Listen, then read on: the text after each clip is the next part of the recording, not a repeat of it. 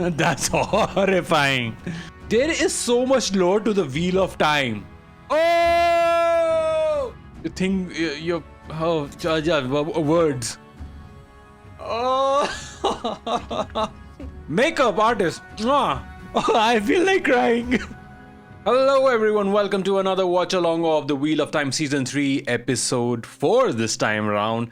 Last episode, we got on to not a lot of Ran, Moiraine and Egwene, although we did see some of the Aiel, them actually, going into the Aiel waste. We got mentions of the Shido, whom I love to hate, and we also saw some political machinations, as I said in the last episode, about Elida, her trying to maneuver into the tower, as well as we actually and finally met Fail, whom I really like in the books, and I'm hoping to like more in the series.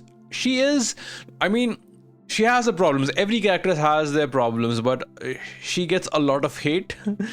But that's not the reason why I like her. I actually did not like her the first time I was reading the books, but the next time I read the books, she seemed pretty fine to me as a character, that is. I did not hate her, I liked her, and I liked when I read her chapters from a different perspective, mind you. I needed to have that different mindset to be able to like her. I needed to have that different perspective, to be able to like her. Well, that's enough chatter about what the previous episode was. We are not here to watch the previous episode, we're here to watch the next episode. And this episode, are we getting into the RHUIDEAN rings, and are we going to see what I think we're going to see? We might. Let's hope for the best and see what they have in store for us. Also, please excuse me if I pause and talk this time around, because I'm trying to approach this in a different way. Not just, a reaction. I might just pause and talk about a couple of things, whether it is, the way it is shot, maybe the writing, maybe differences, whatever. Just trying a little bit of a different approach with this one. The Tuatha and follow the way of the leaf. We forswear Tan. Stage, our people supposedly knew a song that brought. We're seeing them after a long time. That's true. Okay, we are directly jumping into RHUIDEAN. Some more sword fighting. I really like that. He was a blade master, your father. There's a lot I don't know about him. I know he was a soldier when he was younger, before me. But our life was just the sheep in the mountain. Finally, we're getting some backstory. We're getting about, what the flame and the void is. I mean, we touched upon it a little bit in season 1, but we did not really get into it. And I'm especially loving the bonding we see between Lan and Ran. And I've spoken about it in length in my other videos, especially the reaction when I did to the Lan and Ran training video. But this is very, very important to the books. Lan, apart from his father, he doesn't have a lot of, he doesn't have father figures or people who can act like mentors to him. And it's very important for Lan as well to have a sort of a, mentee in his progression as a character. And after the revelation that Ran's father is not his real father, Ran himself goes through a lot of, different emotions and, what does he think about it. And his training with Lan, I guess it forms a sort of a bond that he begins to reconcile what he felt about his, father, not father. I know their blood flows in my veins. But I'm not one of them. I never will be. But do you want to be? So many things I can't be. All right, I like this. I like this a lot. Nice to find something I can. Well, you'll never be a blade master. This is actually some good stuff. Breaks. Being lazy. Hold the sword as your duty, father. Nice. And this time I'll actually try. This is so good. Thank you, writers, for actually seeing value in this. I keep hearing the fly around Moiraine.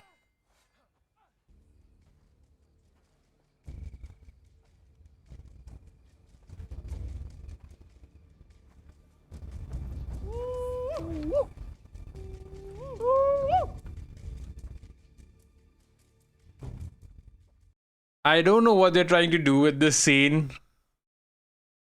about Lan and Avienda. Are they going to dance the spears or the sword and the spear, whatever this is going to be? But does this really need to be here? Or are they trying to show something? I know in the books, sometimes things are shown which doesn't have anything to do with the rest of the story or the series or the book. I mean, I'd like to see the point of this.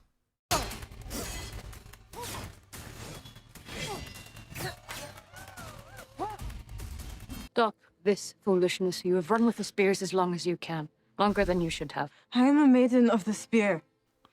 Cool scene, didn't make I mean it was just a cool scene. Apart from that, I honestly did not see a lot of point for this.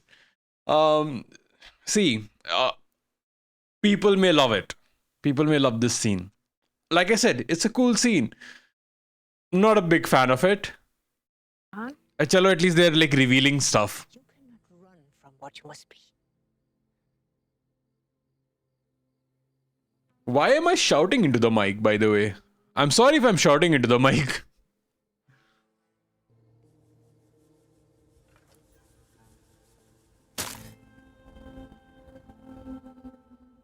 So I guess we're supposed to, see that heartbreak of Avienda, who wanted to, just dance the spear and be a maiden of the spear.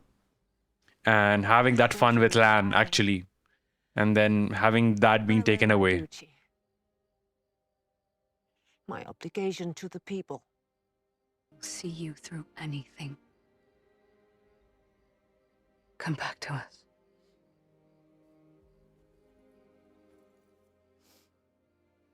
For those who don't know, this is going to be something like the accepted test of the Aes Sedai in the White Tower. This is like the Aiel equivalent. I think in the books she runs naked, but I guess they can't show it in this TV series. What do you want? What do you want? It's not that simple. What do you want?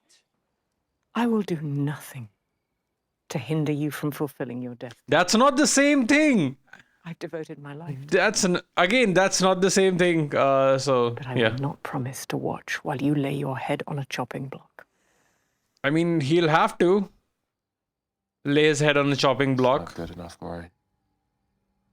I'm so glad I'm seeing this side of Rand, because that was there very much in the books.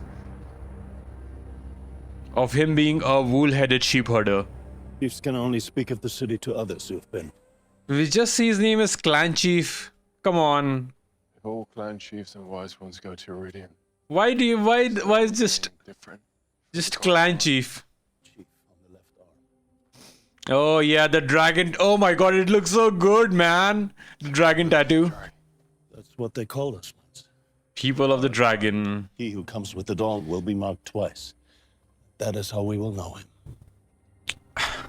The revealing of the tattoo, or revealing that the Aiel are actually the people of the dragon, was actually, I can't remember how it happened exactly, but I remember reading it and going, oh my god, that is so damn cool. This time he's like, this is the tattoo with the dragon, people of the dragon, that makes sense. Yeah, cross connection, yeah, everything's fine. Oh, I have my army, let's go.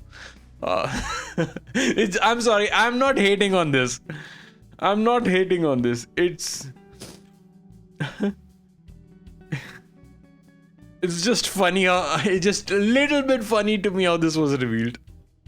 And why aren't we getting his name? I know his name, but why aren't we getting his name? It's just written in the subtitles, Clan Chief. Come on, you can't give us your name, dude. And here we are, the Shido. Oh, ma'am. Oh, hello. Brought wetlanders to RHUIDEAN. We are two. Hey, Kuladi. Oh my god. Kuladi looks... Why have you come to He's a handsome... Finally, Ruark. But your mother. He presents himself like a woman! Do you wish to be a wise one, Kuladin? Put on a dress and come to me. I'll see if you could be trained. Be silent when wise ones speak. Kuladin, you insufferable fool. It must be done. I answer yes. Yeah, we see the power. Let's go. Let's go.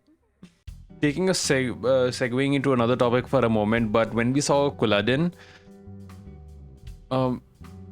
I don't know if it's intentional or not, but him with the surma, around his eyes, or it's like they're forcing an Orientalist look on him, because in Arabic culture and even in Indian culture, like men put around like surma around their eyes to make it look, like even bigger, brighter, whatever. Like we do it generally. I don't do it, but we do it.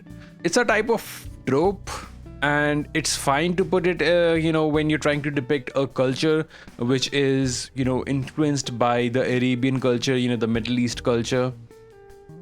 What I don't want the series to do, really, I think RHUIDEAN also has that.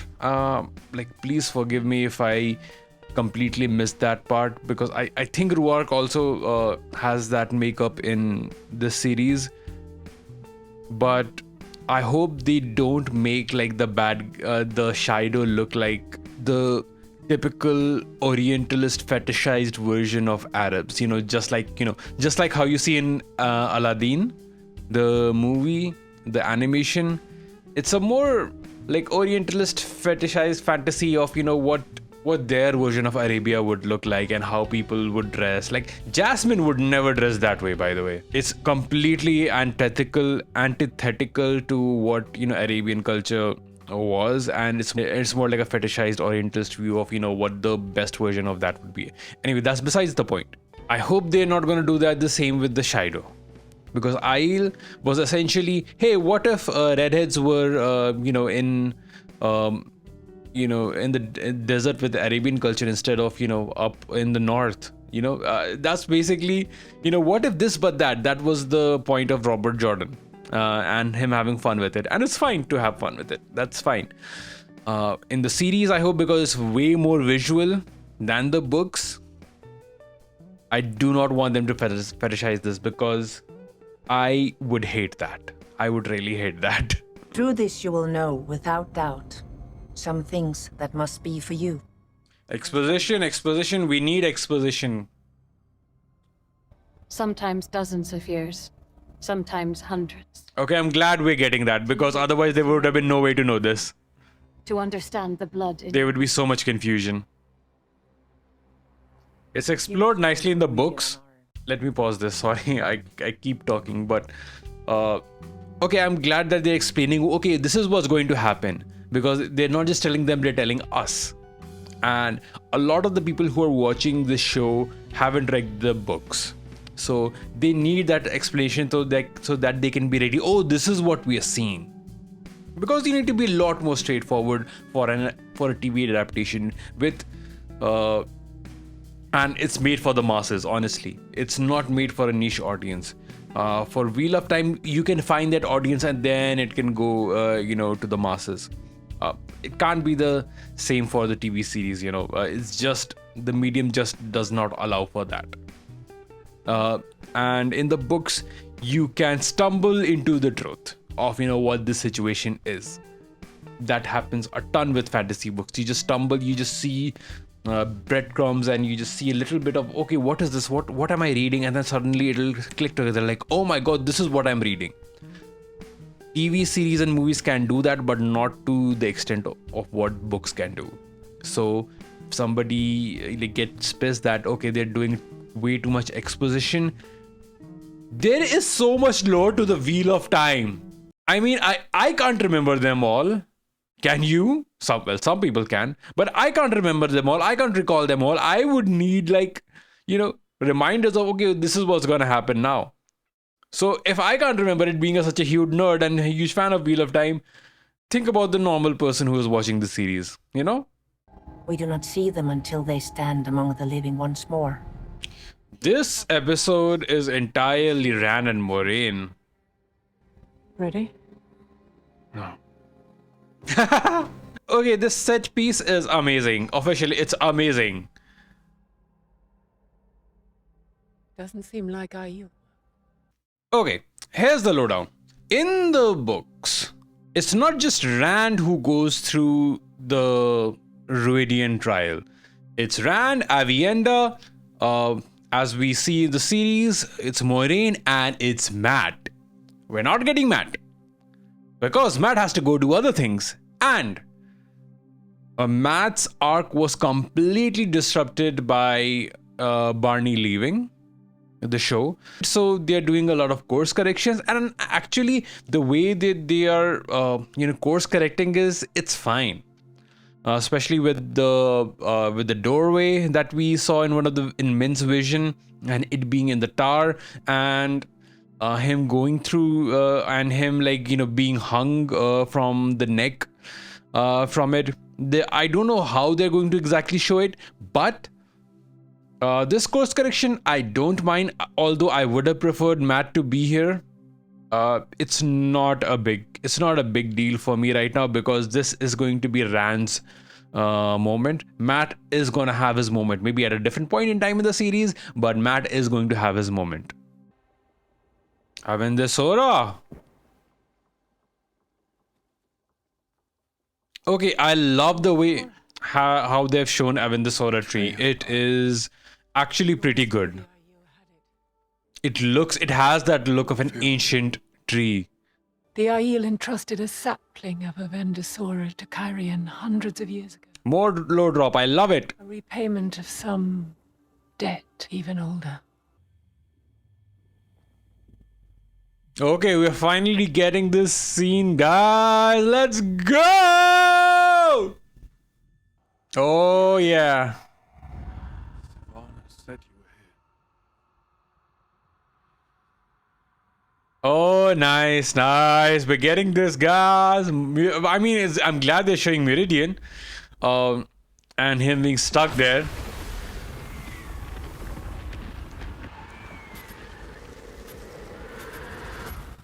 Oh!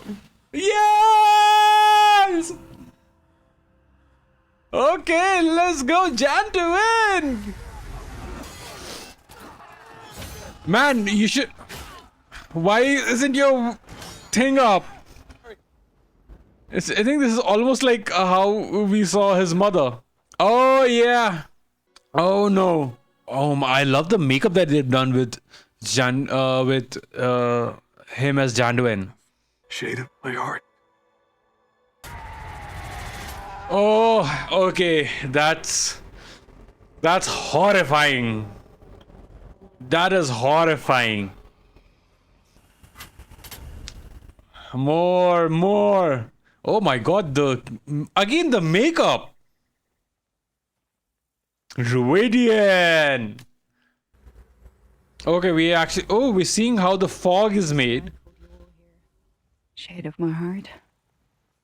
Okay, Shade of my heart, I love that. I love that line. I've always loved that line. The Aes Sedai actually making RHUIDEAN covered in mist and fog. I keep saying I'm glad, but I am glad they're showing all of this lore, because this is heavy lore drop.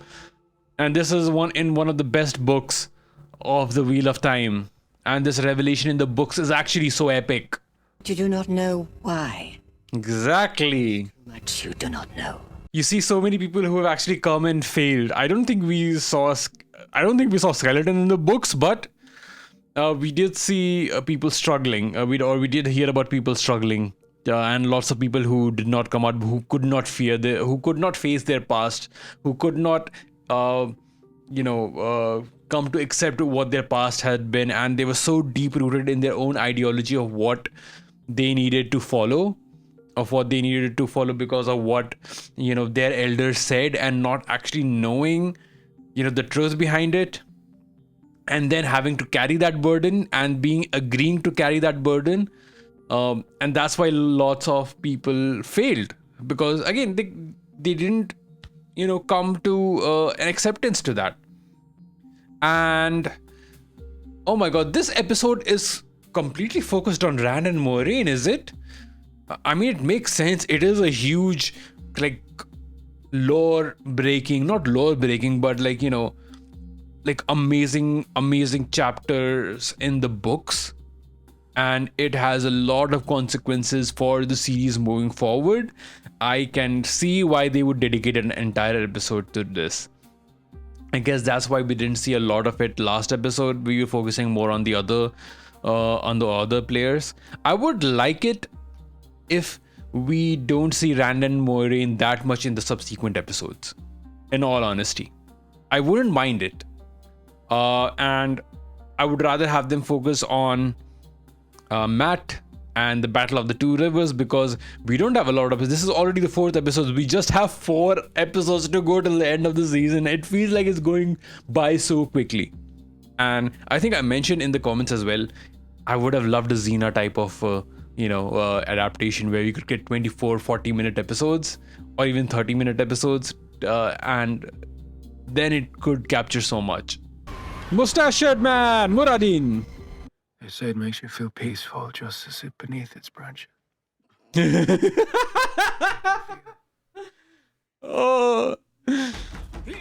Oh God, this is so good. Stoner Rand as I call him. No violence. No violence. This is very much like how it happened in the books, and I can see why it needs to be book accurate, because book accurate is actually so good. See how traditions come into play. See how traditions, actually start. I mean, this is one of the ways to explore that.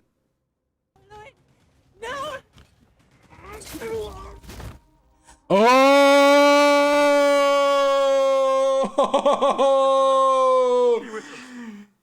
Oh my God! Oh, that's way more brutal.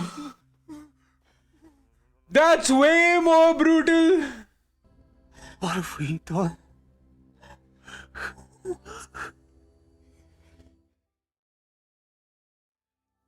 You saved them, but that's not how your thing, words. I think we're missing one vision, because I think there was another vision in between this and the previous one, but that don't matter. I mean, like, it's still fine. Mother. Okay, I feel really sad now. This was a very sad scene in the books as well. Hide your face from me, stranger.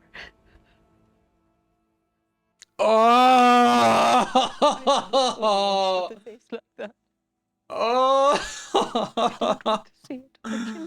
Oh! Oh, that breaks my heart. That for real, that breaks my heart. That really breaks my heart. Like, for real. Oh God. Mom. Oh. What do we do now? Meridian can't seem to get past that. Ah, that's horrifying. In the books, they also explained why they are called the other ones. They are called the Lost, because who Rand was playing, I think Lewin. He was accusing him, you are lost, or am I misremembering it? But something like that. Like, they had a disagreement with him and his grandfather or father, and the wind blew, and to save it and to so that the sand doesn't blow in his face, he pulled up the whale, and he was accusing the other ones of, you are the lost, you are the ones who are lost, not us, you are the ones who are lost. And that's how those people came to be known as, in the Isle term, the Lost. The animation of the threads is gone more intricate, and it looks so much better. I don't think this was shown in the books. This was just hinted at in the books.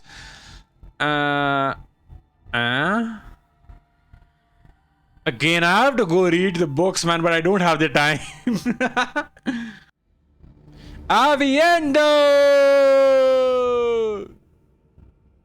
Just hanging in the air. Hey, Aviendo, what are you doing? Nothing. Just hanging. I'm just hanging out. What about you? Feels like they're in the zero gravity. Well, you know, that's what it would probably feels like. Okay. Okay. Oh! Oh my god. Oh my god. This is something. Oh. Oh, who was that? Wait, I'm gonna I can't see. Was that Rand? Oh no! No! No! No!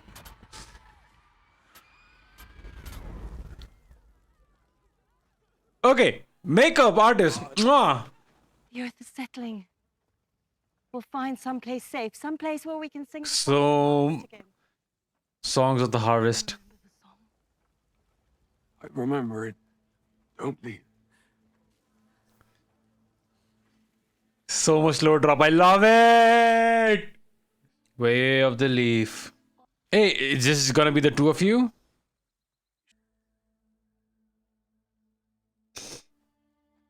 This.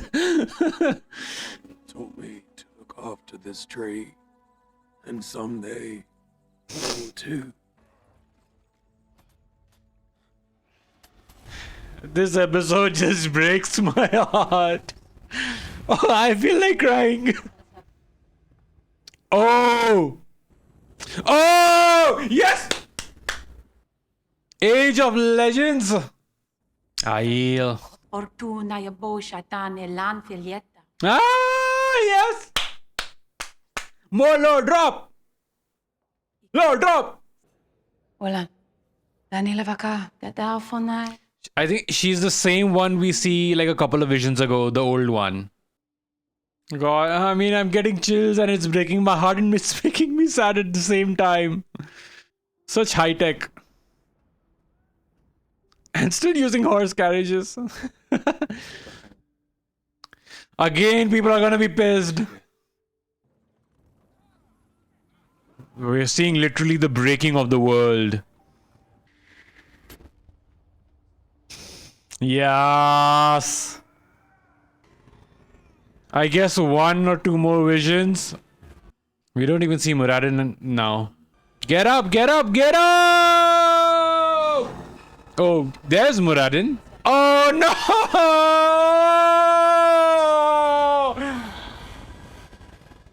Oh.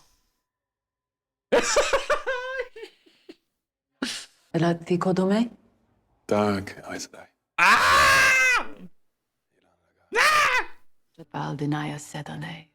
Yeah. The true power. I mean, we're seeing this. I can't believe they're showing this. So they're not showing it exactly in the books. I was wrong, but I still love it. It's really good that they're showing these a different take on the same scenes. I'm so glad we're seeing this side of Lanfear and they're showing it. Songs of the Harvest. Ah.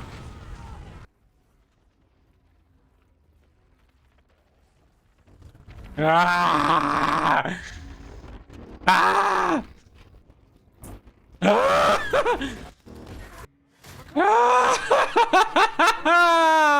Ah. You made it out, bro. Just get up and keep walking. Oh, nice! Nice! Oh, that's a... I saw a green eye. A tiny green eye of the dragon. That... Hello? Heavy in the nose. Oh, the music. Wetlander. Stop being so antagonistic to my boy. See, even he can have a laugh about it. Oh my god. I want to see this again. Look at these goth freaks. Oh my god, this is a goth. Oh my god. Oh, you freaks, you look so pretty. Oh, I love this. Lanfear with her goth army. What? Come, Maureen. Come on. Hey, being choked out by Natasha O'Keefe. Not a bad way to go, huh? It's been 7 days. What? Excuse me? The landscape is so beautiful. I want to know where they've shot this. Obviously, they haven't shot. I mean, the thing is CGI'd in. The city is CGI'd in, but it's the shot. Oh, it is really, really beautiful. Excuse me. Have they shot it on like a LED screen? Could be. It looks like it could be shot on an LED screen, but I might be wrong, and it might be truly where they shot it. Although it looks like they shot it on an LED background. Woo! Good episode. Good episode. God damn. Oh, this is what next? Oh. Can really see this journey that Rand is on and that Moraine is on. I really appreciate that. Relationship is so central to this season and to the entire series. We had an incredible place to film. We were right up on the border of Namibia. Namibia. They shot in Namibia. God damn. Okay, can I talk about this episode? I want to talk about this episode. Can I talk about this episode? So one, extremely beautifully shot.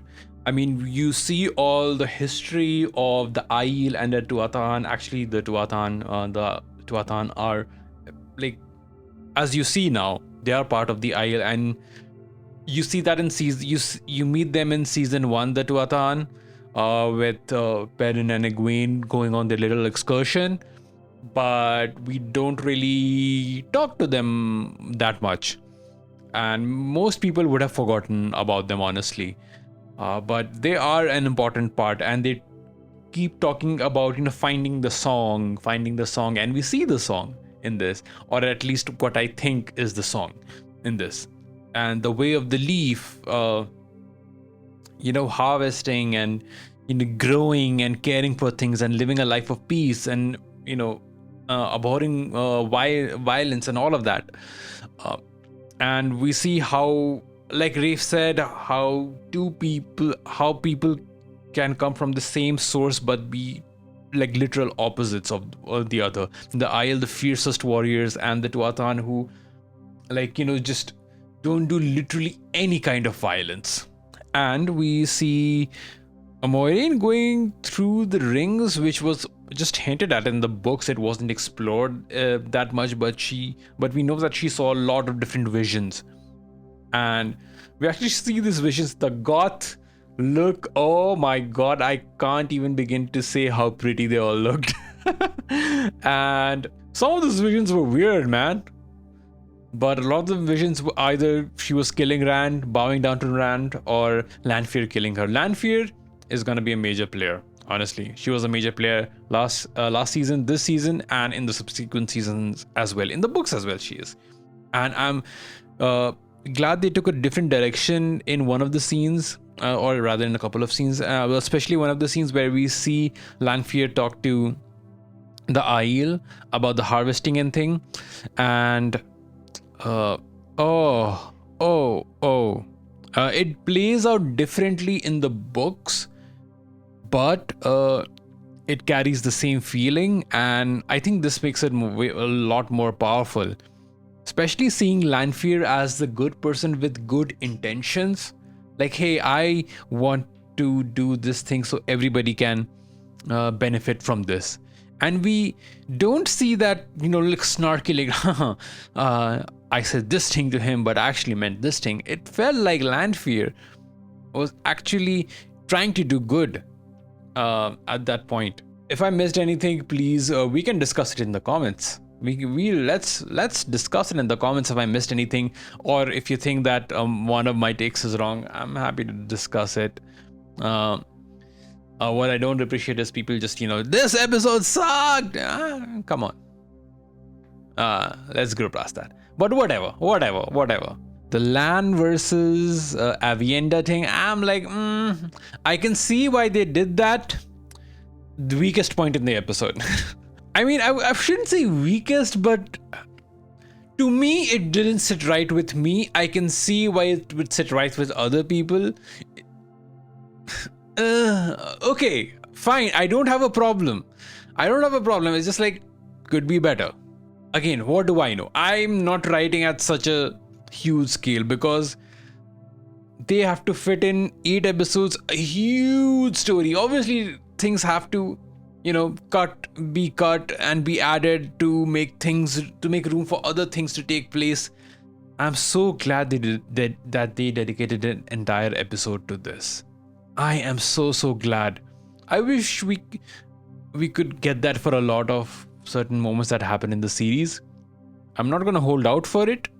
I don't think that we're gonna get it, but if they do it, amazing. But especially this scene was really important.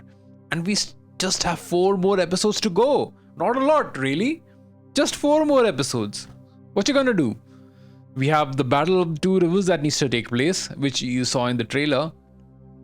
And what else? And we have Matt's journey to take place. We have the girls going to Tanchico and trying to expose the Black Aja, and then we are going to have a Dance with the Spears in Tyr, where we're gonna see Kalendor. I think that's the season finale of everybody just maneuvering their way into Tyr, somehow finding their way there. Somebody said that I think they're joining Avudar and Tanchico arc. That's fine. Don't really care about them joining 2 places at once. Season 2 they went in a completely different direction, which I'm totally fine with, because again, 8 episodes. What you gonna do? But I hope you liked that reaction. I tried to do a little bit of a different thing where I paused and talked about what I was seeing rather than just ha ha hoo hoo hee hee and during the watch along and then giving my thoughts. I hope people prefer this format. I was really wrong about the last scene. I was really wrong. I love it. It actually being a real location and having that look, amazing. It looked like it could have been against an LED screen. You can't fault me for it. Some LED screen looks have come out really well and people can't differentiate it. The only reason I thought that it was because of the light that was reflecting on the people's faces, but I was wrong. Happy to be wrong. Oh, I can't wait for the next episode. It's gonna be the Tower and the White Tower and the vote for the sitters and what have you. Let's go. This scenes also wasn't explored in the books, but it had a lot of implications. Things that aren't shown in the books but can have a lot of implications in the books is not uncommon, but can't be the same for the adaptation. You need to show it for it to have consequence. Most of the time. Again, this series is supposed to be for the masses. It's not supposed to be for a very niche audience. They're doing a good... I do believe they're doing a really good job. And I disagree with the fact that, Wheel of Time is finally good. It was never bad. It wasn't really ever bad as people claim it to be. Sure, it fell into the traps of trying to be another fantasy adaptation, but it was trying to work against really heavy odds, and it did a really good job in season 1 and even season 2.